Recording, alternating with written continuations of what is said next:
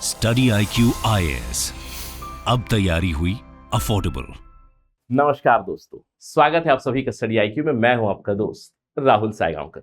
दोस्तों, आज हम लोग एक बहुत ही दिलचस्प और बहुत ही महत्वपूर्ण विषय पर चर्चा करने वाले हैं, which is connected to forest, which is connected to environment. मैं कहूंगा हमारी डिस्कशन होने वाली है एनवायरमेंटल मूवमेंट्स इन इंडिया के बारे में।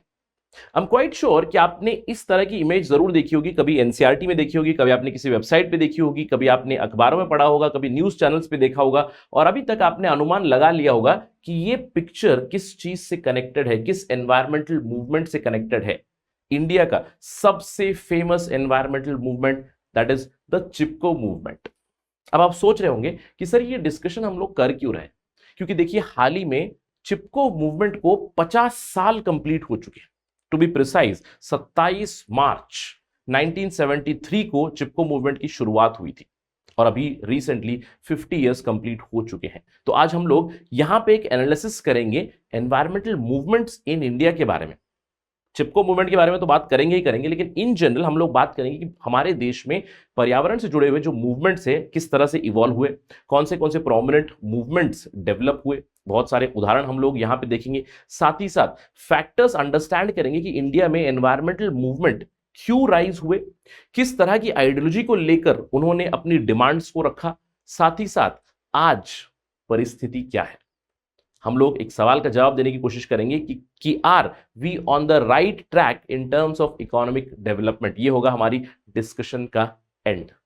आई होप कि आप सभी को एजेंडा क्लियर हो चुका है। इनफैक्ट शुरुआत करने से पहले, चर्चा की शुरुआत करने से पहले आपके लिए एक सवाल है। 50 years after Chipko environmental movement, India is still ignoring its vital lessons and continuing environmental abuse. इस चीज के ऊपर आपको कमेंट करना है, और अभी तक आपने अनुमान लगा लिया होगा इस सवाल से ही कि ये थोड़ा सा क्रिटिकल डिस्कशन होने वाला है। यानी कि हम लोग यहाँ पे थोड़ा सा क्रिटिकल डिस्कशन करने वाले हैं। जो पॉलिसीज हैं, गवर्नमेंट की डेवलपमेंटल पॉलिसीज है, उसकी थोड़ा सा क्रिटिसिज्म करने वाले हैं, क्योंकि फॉरेस्ट कंजर्वेशन नहीं हो रहा है, एनवायरमेंटल डिग्रेडेशन अभी भी कंटिन्यू चल रहा है, और क्वेश्चन भी आपको यही पूछ रहा है कि हम लोग 50 साल होने के बाद भी चिपको मूवमेंट से जो लेसन्स मिले थे कि हमें फॉरेस्ट को बचाने की जरूरत है, एनवायरमेंटल प्रोटेक्शन करने की जरूरत है, लेकिन आज भी कहीं ना कहीं डेवलपमेंट इज गोइंग और taking upper hand and environment has gone on the back seat. इसी के ऊपर आपको कमेंट करना है। तो इस सवाल के प्रति आपको काफी अच्छा फॉर्डर मिलेगा। इनफैक्ट यहां पे मैं कहूंगा एक और सवाल भी मैं आपको बना सकता हूं कि इंडिया में एनवायरमेंटल मूवमेंट्स की हिस्ट्री क्या रही है, किस तरह से एनवायरमेंटल मूवमेंट्स इंडिया में इवॉल्व हुए हैं, उसके बारे में आपको काफी अच्छी जानकारी मिलेगी। तो चलिए डिस्कशन की शुरुआत करते हैं आफ्टर अंडरस्टैंडिंग द एजेंडा। लेकिन उससे पहले आपको ध्यान रखना है कि हमारा जो सबसे कॉम्प्रिहेंसिव बैच है अभी तक का, one of a kind batch है, आपको कहीं नहीं मिलेगा स्टडी IQ का प्रीलिम्स टू इंटरव्यू इनिशिएटिव। यानी कि 2 साल का ये प्रोग्राम चलेगा। 2024 की प्रीलिम्स आप अटेम्प्ट करोगे, 2024 की प्रीलिम्स के लिए हम आपको तैयार करेंगे। आप अगर प्रीलिम्स क्लियर करोगे तो आप एक कैंपस यानी कि स्टडी IQ कैंपस पे आपको मेंस की प्रिपरेशन कराने के लिए, होलसम प्रिपरेशन कराने के लिए कैंपस पे आओगे, आपको लॉजिंग फैसिलिटी मिलेगी, सब कुछ, everything would be, the expenses would be borne by study IQ।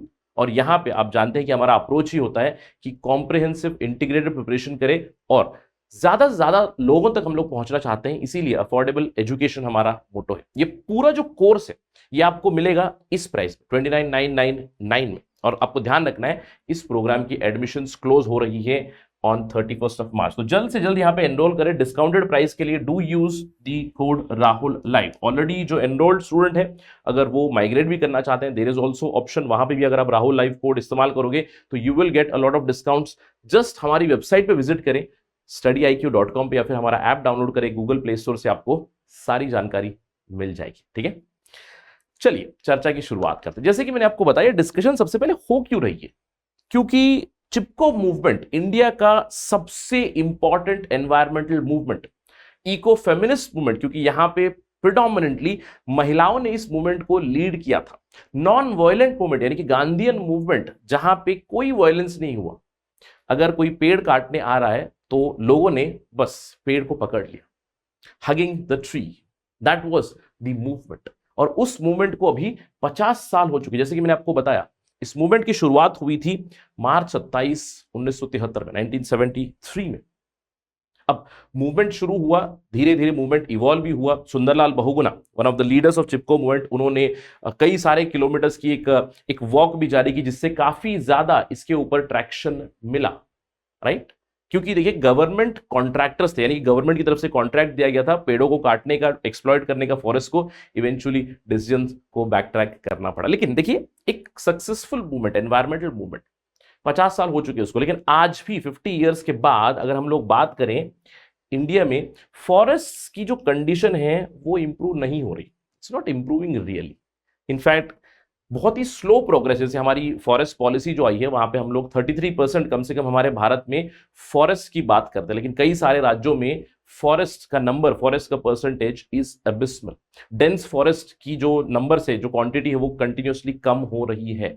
Forest degradation आज भी चल रहा है, सॉइल डिग्रेडेशन आज भी चल रहा है, इसीलिए एडवर्स क्लाइमेटिक इवेंट्स आपको मिल रहे हैं, right right, we know that. तो चलिए समझते हैं इंडिया में एनवायरमेंटल मूवमेंट को। सबसे पहले चिपको मूवमेंट के बारे में बात करेंगे, but in general how it has evolved. अब सबसे पहली चीज डेफिनेशन होता है, सर एक एनवायरमेंटल मूवमेंट क्या होता है। देखिए एनवायरमेंटल मूवमेंट यानी कि जहां पे उद्देश्य ये है कि सरकार से कुछ डिमांड करेंगे, जो भी एनवायरमेंट से जुड़े हुए एडवर्स स्टेप लिए हैं सरकार उस पॉलिसी को वापस करे, या फिर कोई भी डिमांड हो सकती है, ट्राइबल राइट्स हो सकते हैं। जैसे environmental movement it can be organised, right, it can be organised by an organisation, by a foundation, या फिर पीपल लेड भी हो सकता है एनवायरमेंटल बेनिफिट्स के लिए। कई बार स्पोरेडिक भी होता है, कई बार ग्लोबल भी हो जाएगा, यानी कि कई बार सीमित होता है एक पर्टिकुलर एरिया के लिए। कुछ आदिवासी अपने राइट्स के लिए लड़ रहे हैं, कुछ लोग लड़ रहे हैं कि फॉरेस्ट ना काटे, या फिर ग्लोबल स्तर पे भी हो सकता है। आपको याद होगा कि ग्लोबल स्तर पे जो एनवायरमेंटल मूवमेंट आया, मुझे याद है 1962 का जो बुक था रेचल कार्सन का साइलेंट स्प्रिंग, जिसकी वजह से डीडीटी के खिलाफ पूरे विश्व में ग्लोबल मूवमेंट शुरू हुआ। तो लोकलाइज भी हो सकता है, ग्लोबल लेवल पे भी हो सकता है। बेसिकली एजेंडा होगा फॉर एनवायरमेंटल बेनिफिट्स, ठीक है। आपको यही ध्यान रखना है कि धीरे धीरे जिस तरह से डिमांड्स आ रही, जिस तरह से कंसर्न्स एनवायरमेंट के प्रति अवेयरनेस जागरूक हो रही है, कंसर्न्स लोगों तक पहुंच रही है, तो डिमांड्स भी उसी तरह की वेरिड हो रही है। कई बार ट्राइबल रिहैबिलिटेशन की बात करते हैं, कई बार फॉरेस्ट एक्सप्लॉयटेशन ना हो, कई बार अगर फॉरेस्ट कट रहा है तो उसकी जगह एफॉरेस्टेशन करे। इस तरह की वेरिड डिमांड्स के ऊपर एनवायरमेंटल मूवमेंट हो चुके हैं, ठीक है। तो एनवायरमेंटल मूवमेंट हमारे देश में किस तरह से इवॉल्व हुए, या फिर कौन सा ऐसा लैंडमार्क एनवायरमेंटल मूवमेंट है इंडिया में। इनफैक्ट मैं कहूंगा हमारे देश में पर्यावरण के ऊपर, एनवायरमेंट के ऊपर बहुत ज्यादा अवेयरनेस, बहुत ज्यादा ट्रैक्शन नहीं थी। एक लैंडमार्क या फिर वाटरशेड साल में बता सकता हूं आपको, वो था 1973, लैंडमार्क इवेंट फॉर और landmark year for environmentalism in India. क्यों हुआ? इसी साल ऑफ कोर्स चिपको मूवमेंट शुरू हुआ, लेकिन आपको ध्यान रखना है उससे एक साल पहले ग्लोबल लेवल पे एनवायरमेंट की डिस्कशन शुरुआत हो चुकी थी 1972 में। उससे एक साल पहले United Nations conference on human environment हुई थी, जिसको हम लोग फेमसली स्टॉकहोम कॉन्फ्रेंस भी कहते हैं। और यहां पे then prime minister Indira Gandhi ji ने एक स्पीच भी दिया था इसके ऊपर, काफी प्रोमिनेंट स्पीच था। स्टॉकहोम कॉन्फ्रेंस के बाद धीरे धीरे एनवायरमेंट के ऊपर, एनवायरमेंट कंजर्वेशन के ऊपर एक डिबेट, डेलिब्रेशन, डिस्कशन जरूर छिड़ चुका था, और उसके अगले ही साल हम लोगों ने प्रोजेक्ट टाइगर भी शुरू किया था। इनफैक्ट अगर आप मुझसे पूछे, मैं कहूंगा प्रोजेक्ट टाइगर और चिपको मूवमेंट की टाइमिंग ना मोर और लेस सेम थी। Project tiger, if I am not wrong, शुरुआत हुई थी इसकी 1 अप्रैल 1973 से, उसको भी 50 साल होने वाले हैं। और उससे पहले उसी समय पे मार्च अप्रैल में ही आपका चिपको मूवमेंट भी शुरू हुआ था। तो 1973 एक लैंडमार्क ईयर माना जाता है इंडियन एनवायरमेंटल मूवमेंट में, ठीक है। अब सवाल ये उठता है कि सर क्या ये हमारे देश का पहला मूवमेंट था? देखिए इंडिपेंडेंट इंडिया में सबसे प्रेडोमिनेंट मूवमेंट चिपको मूवमेंट ही था। क्यों? क्योंकि एक तो देखिए डिमांड वापस ली गई, यानी कि जो सरकार के डिसीजन थे उसको वापस ली गई, जो भी डिमांड किया था लोगों ने उस डिमांड को एक्सेप्ट किया गया, लेकिन उसने बहुत सारे दूसरे मूवमेंट्स को इंस्पायर किया, बहुत सारे दूसरे मूवमेंट्स को प्रेरणा मिली इससे। लेकिन इंडिपेंडेंस से पहले भी कई सारे एनवायरमेंट से जुड़े हुए मूवमेंट्स में, जैसे इंडिया में अगर हम लोग बात करें 1700s में बिश्नोई मूवमेंट आया था राजस्थान के अंदर, अगेन फॉरेस्ट कंजर्वेशन को लेकर। इसके बाद हम लोग कई सारे उदाहरण दे सकते हैं एंटी ब्रिटिश मूवमेंट, जो भी हमारे ट्राइबल मूवमेंट्स होंगे, फॉरेस्ट रिलेटेड मूवमेंट्स होंगे, फॉरेस्ट राइट के लिए मूवमेंट होंगे, ट्राइबल लोग जो ब्रिटिश के साथ लड़ रहे थे, बहुत सारे उदाहरण हम लोग दे सकते हैं। लेकिन इंडिपेंडेंट इंडिया में सबसे इंपॉर्टेंट, सबसे बड़ा जो मूवमेंट था non violent eco feminist movement, क्योंकि महिलाएं इसमें बहुत ज्यादा स्तर पे इन्वॉल्व थी, Chipko movement, a successful movement. अब जैसे कि मैंने आपको बताया, इस मूवमेंट ने इंस्पायर किया दूसरे एनवायरमेंट, दूसरे फॉरेस्ट रिलेटेड मूवमेंट्स को, जैसे 1978 में save silent valley movement, this came up in Kerala. Kerala के पालक्कड़ डिस्ट्रिक्ट में एक हाइड्रो इलेक्ट्रिक प्रोजेक्ट को सैंक्शन किया गया था, यानी कि इसको अप्रूव किया गया था, उसके खिलाफ सेव साइलेंट वैली मूवमेंट शुरू हुआ। कर्नाटका के उत्तर कन्नड़ा डिस्ट्रिक्ट में अप्पिको मूवमेंट शुरू हुआ। बेसिकली चिपको, जो हिंदी का शब्द है चिपको, यानी कि पेड़ से चिपक जाना है, पेड़ को हक करना है, उसी का कन्नड़ा टर्म है Appiko movement, right. Appiko movement के प्रेडोमिनेंट लीडर पांडुरंग हेगड़े थे, इन्होंने लीड किया, जहां पे उत्तर कन्नड़ा में फॉरेस्ट ना काटे, इस तरह का एक मूवमेंट शुरू हुआ। उसके बाद 1980s में नर्मदा बचाव आंदोलन, काफी प्रेडोमिनेंट एक मूवमेंट था, जहां पे बहुत ज्यादा लोक्वेशियस इसमें लीडर्स भी इन्वॉल्व थे, जैसे मेधा पाटकर, राइट, बाबा आमटे, बहुत सारे लीडर्स इसमें इन्वॉल्व थे। नर्मदा बचाओ आंदोलन, जैसे पानी के अंदर सत्याग्रह, वाटर सत्याग्रह एटसेट्रा, बहुत सारी चीजें हुई। 1990s के दौरान तेहरी डैम प्रोटेस्ट हुआ। लेकिन 1990 के बाद एक प्रेडोमिनेंट मूवमेंट हो, जिसको हम लोग कहते हैं एलपीजी रिफॉर्म्स ना, लिबरलाइजेशन, प्राइवेटाइजेशन, ग्लोबलाइजेशन, रिफॉर्म्स, जिसकी वजह से कहीं ना कहीं जो एनवायरमेंटल मूवमेंट को ट्रैक्शन मिला था ना, उसने एक बैकस्टेप जरूर लिया। क्यों? क्योंकि अब हम लोग इकोनॉमिक ग्रोथ, डेवलपमेंट की बात करने लगे, तो इसीलिए एनवायरमेंट ने कहीं ना कहीं एक बैक स्टेप जरूर लिया। लेकिन अगर आप इस लिस्ट में ऐड करना चाहते हो तो रीसेंट टाइम्स के कई सारे मूवमेंट्स मैं आपको ऐड कर सकता हूं, जैसे कि 2017-18 में दिल्ली में फॉरेस्ट बचाने के लिए एक आंदोलन हुआ था। हाल ही में मुंबई में आरए फॉरेस्ट के ऊपर भी एक काफी प्रोटेस्ट हुआ था, कई सारे लोग उसमें अरेस्ट हुए थे, ऑलमोस्ट 50 लोग अरेस्ट हुए होंगे आरए फॉरेस्ट की प्रोटेस्ट में। तो कई सारी चीजें हुई, कई सारी डेवलपमेंट्स हुई। लेकिन आप समझ जाओगे कि इस चीज के बाद व्हाट एग्जैक्टली हैपेंड, थोड़ी देर में यू विल अंडरस्टैंड, ठीक है। तो एनवायरमेंटल मूवमेंट्स प्रेडोमिनेंट इंडिया में ये हुए, और इन सभी का रूट मैं कहूंगा कहीं ना कहीं इंडिपेंडेंट इंडिया में सबसे प्रोमिनेंट मूवमेंट चिपको मूवमेंट था, जिसने बाकी मूवमेंट्स को एक इंस्पिरेशन दी, बाकी मूवमेंट्स को एक ट्रैक्शन दी। एनवायरमेंटल डिस्कोर्स, एनवायरमेंटल कंजर्वेशन का डिबेट सेंटर स्टेज पे ला दिया। अब सवाल उठता है, सर ऐसा हुआ क्यों, ये राइज क्यों? देखिए, कॉमन सेंस मुझे बताता है क्या है कि भैया सरकार की जो पॉलिसीज थी, जिस तरह की डेवलपमेंट चल रही थी, वहां पे एनवायरमेंटल कंजर्वेशन के ऊपर कोई फोकस नहीं था। ब्रिटिश की पॉलिसीज भी वही थी, इंडिपेंडेंट इंडिया में भी वही पॉलिसीज होने लगी, बड़े बड़े डैम्स बनने लगे, बड़े बड़े प्रोजेक्ट्स बनने लगे। ऑफ कोर्स अब ऐसा नहीं है कि मैं ये नहीं कह रहा कि इकोनॉमिक डेवलपमेंट की जरूरत नहीं है, इकोनॉमिक डेवलपमेंट की जरूरत है, लेकिन हम लोग कहीं ना कहीं सस्टेनेबल डेवलपमेंट की आज बात करते हैं, जिसका मतलब क्या है, एनवायरमेंट, फॉरेस्ट, उसकी भी प्रिजर्वेशन करनी है, इकोनॉमिक डेवलपमेंट भी करनी है। तो देखिए क्या होने लगा था, एनवायरमेंटल डिग्रेडेशन, डिस्ट्रक्शन होने लगा। सरकार की जो पॉलिसीज थी उनकी फ्लॉस हाईलाइट होने लगी। कई सारे लोग मीडिया में, कई सारे लोग रिसर्च में बताने लगे कि भैया जो सरकार की पॉलिसीज है, फॉरेस्ट जो डिग्रेडेशन हो रहा है, फॉरेस्ट डिस्ट्रक्शन हो रहा है, उससे जमीन को खतरा है, एयर पोल्यूशन हो रहा है, वाटर पोल्यूशन हो रहा है, इन सभी चीजों को हाईलाइट किया।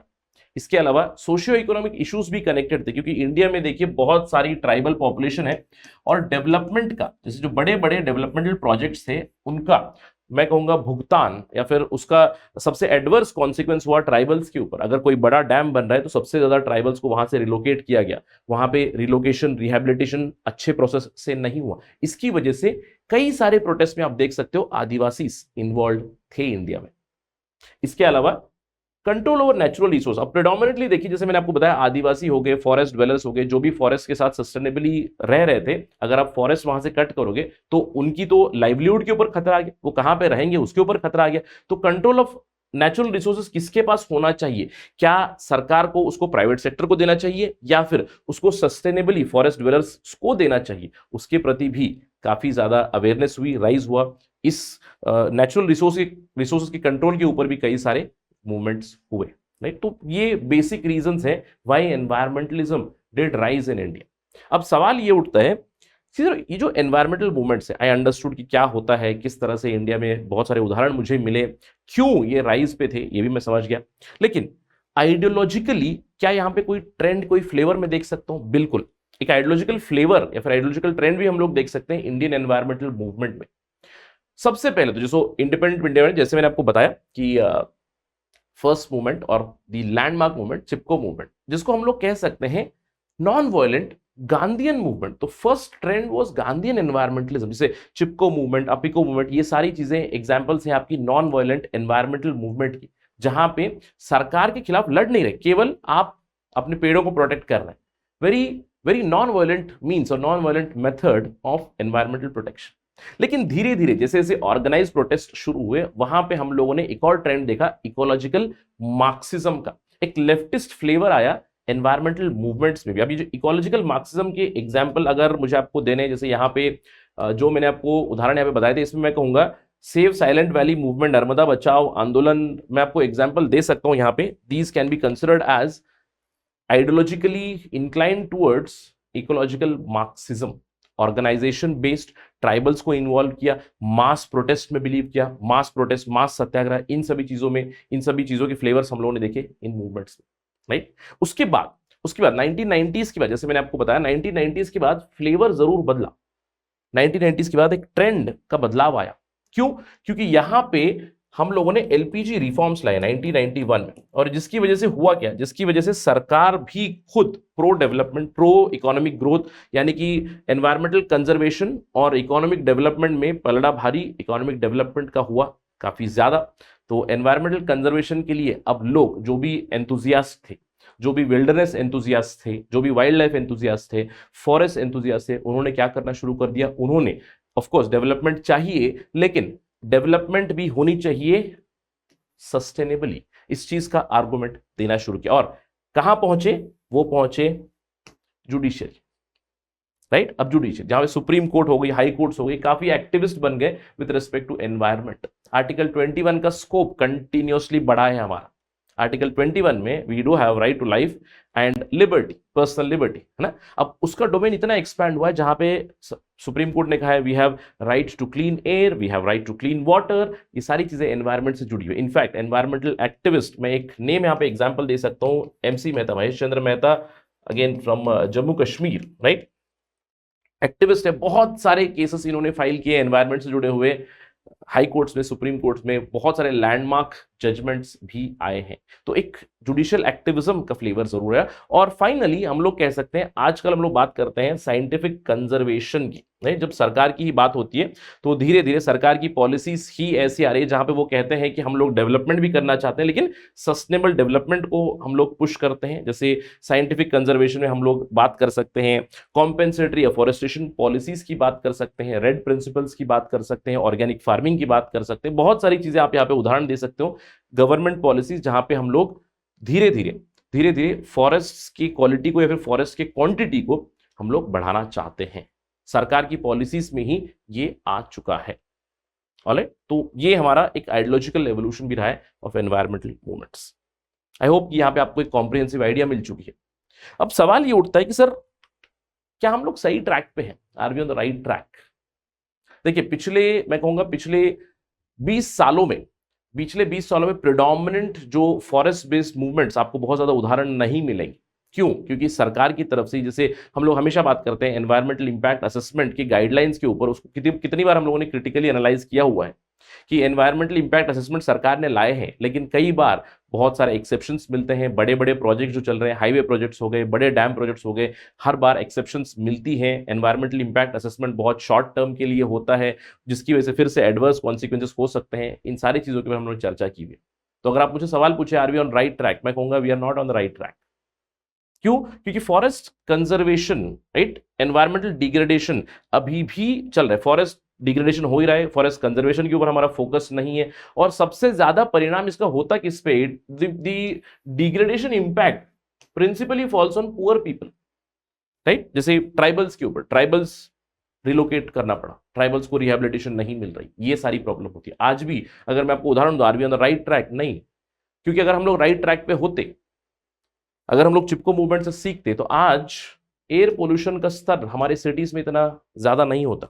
एयर क्वालिटी इंडेक्स किसी भी सिटी का आप देख लीजिए, दिल्ली, मुंबई, कोलकाता, चेन्नई, बेंगलुरु, हैदराबाद, कहीं भी आप देख लीजिएगा, abysmal levels of air quality. अगर हम लोग बात करें वाटर पोल्यूशन की, रिवर्स उनकी सिटीज को देखिए, जैसे गंगा गंगा क्लीनिंग का प्रोजेक्ट कई सालों से चल रहा है। अभी भी कई सारे इंडस्ट्रीज जो वेस्ट है, रन ऑफ है, वो रिवर में छोड़ देते हैं। एक्सट्रीमली पोल्यूटेड आपको मिलेंगे rivers in India. Ground water aquifers कहां पहुंचे हैं, स्पेशली पंजाब, हरियाणा, इंडिया के जो फूड बाउल्स है उसमें अगर आप देखोगे ग्राउंड वाटर एक्वाफर्स, ग्राउंड वाटर इतना नीचे पहुंच चुका है, अभी भी हम लोग उसको एक्सट्रैक्शन कर ही रहे हैं। इंडिया के जो रिसोर्स बेल्ट हम लोग कहते हैं, मिनरल बेल्ट जो कहते हैं, छोटा नागपुर प्लेटू, वहां पे अभी भी ओपन कास्ट माइनिंग होती है रैम्पेंट वे में, जिसकी वजह से इतना ज्यादा पोल्यूशन होता है। जैसे क्लासिक एग्जांपल मैं दे सकता हूं आपको ऑफ द छोटा नागपुर प्लेटू। जैसे मैंने आपको बताया, यहाँ पे एनवायरमेंटल डिग्रेडेशन का सबसे बड़ा बर्डन पड़ता है poor people. Just look at the mineral rich states, क्या हुआ है वहां पे। मिनरल्स का इस्तेमाल हुआ है, कुछ दूसरे स्टेट्स बहुत ज्यादा एफ्लुएंट बने हैं, लेकिन जहां पे मिनरल्स है वहां पे सिचुएशन इज क्वाइट अबिस्मल। इसके अलावा अनट्रीटेड वेस्ट, आज भी हम लोग सॉलिड वेस्ट मैनेजमेंट से जूझ रहे हैं। स्वच्छ भारत अभियान चल रहा है, लेकिन आज भी जो अनट्रीटेड वेस्ट है सिटीज का, वो डंप किया जाता है विलेजेस के ऊपर। कई सारे सिटीज में आपने देखा होगा, जैसे दिल्ली में गाजीपुर लैंडफिल से जुड़ा हुआ, बेंगलुरु में आपको यलहंका साइड जो लैंडफिल्स है वहां पे उसके साथ जुड़े हुए बहुत सारे इश्यूज आपने देखा होगा। गांव में भी कई सारे प्रोटेस्ट होते रहते हैं। फॉरेस्ट की जब हम लोग बात करें, forest are continuously on decline. In fact रातों रात डिसअपियर भी हो जाते हैं, फाइलों में से भी डिसअपियर हो जाते हैं, है ना। That is also issue. अब इन सब का एक बहुत बड़ा रीजन है पॉलिटिकल एपैथी, साथ ही साथ the nexus of political class with the capitalist class. अब आप सवाल पूछ सकते हो, सर इसका कोई रिसेंट मुझे कुछ प्रूफ मिलेगा क्या? अरे प्रूफ देने की मुझे जरूरत भी नहीं, लेकिन let me just give you a proof here. I am quite sure you must have heard of this, है ना।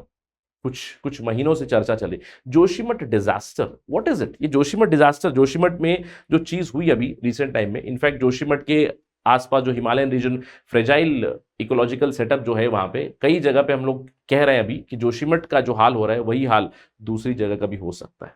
और ये सब किस लिए हुआ? ये सब इसी नेग्लिजेंस की वजह से, इसी ग्रीड की वजह से हुआ, इसी अनसस्टेनेबल डेवलपमेंटल पॉलिसीज की वजह से हुआ, राइट। तो अगर आप फिर भी अगर आप सोचना चाहते हो, नहीं सर मैं तो ऑलमोस्ट बात करता हूं, आजकल हम लोग एनवायरमेंटल कंजर्वेशन की बात करते हैं, वर्ल्ड एनवायरमेंट डे सेलिब्रेट करते हैं, फलाना डिमकाना, लेकिन अगर हम लोग बात करें, yes the discourse is happening. 50 साल हो चुके चिपको आंदोलन को। चिपको आंदोलन फॉरेस्ट को बचाने के लिए, पेड़ों को बचाने के लिए, ग्रीनरी को बचाने के लिए था। लेकिन अभी अगर हम लोग बात करें फॉरेस्ट कंजर्वेशन, फॉरेस्ट पर से, ये कहीं ना कहीं एक बैक सीट पे जाता है, या फिर मैं कहूंगा इसको हम लोग अटैच कर चुके हैं किसी और फिनोमेना के साथ, और वो है क्लाइमेट चेंज। जहां पे भी आप चर्चा करो ना, एवरीवेयर क्लाइमेट चेंज की डिस्कशन होती। इसका मतलब क्या है? ये फिर से हमारा एक रिएक्टिव स्टेप है कि यार मुझे फॉरेस्ट को बचाना है क्योंकि क्लाइमेट चेंज का खतरा आ रहा है। ऐसा रिएक्टिवनेस क्यों? Why not proactiveness? क्योंकि अभी तक वी डू अंडरस्टैंड कि सॉल्यूशन एक ही है, सस्टेनेबल डेवलपमेंट।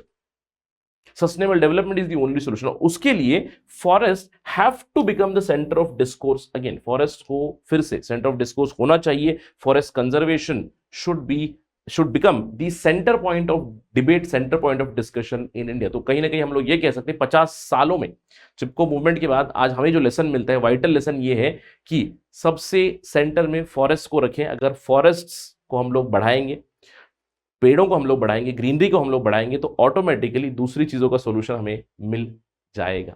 तो ये इस पूरे डिस्कशन का निष्कर्ष निकलता है। That is the conclusion out of this particular discussion. That is it in this particular session. I hope कि आपको ये सेशन पसंद आया। Do let me know your thoughts on this particular idea. आप मुझे बताइएगा कि 50 सालों में हम लोगों ने चिपको आंदोलन से सीखा क्या, और क्या आज उनके ऊपर कुछ अमल हो रहा है। Do let me know about your thoughts in the comment section. और अगर आपको ये डिस्कशन पसंद आया है, you can always follow me on my social media handle @Rahul Sai 222। अगर आपको कोई सवाल है, कोई डाउट है, you can always message me on Instagram। I do respond on Saturdays and Sundays। And do not forget to enrol for our programme. जैसे मैंने आपको बताया, it is one of a kind programme, prelims to interview study IQ आपके साथ रहेगा। आप भी enrol करें, आपके जानकारों को बताएं, दोस्तों को बताएं, spread the word, because we believe in comprehensive and affordable education. Thank you for watching this video again. जय हिंद। स्टडी IQ IAS, अब तैयारी हुई अफोर्डेबल।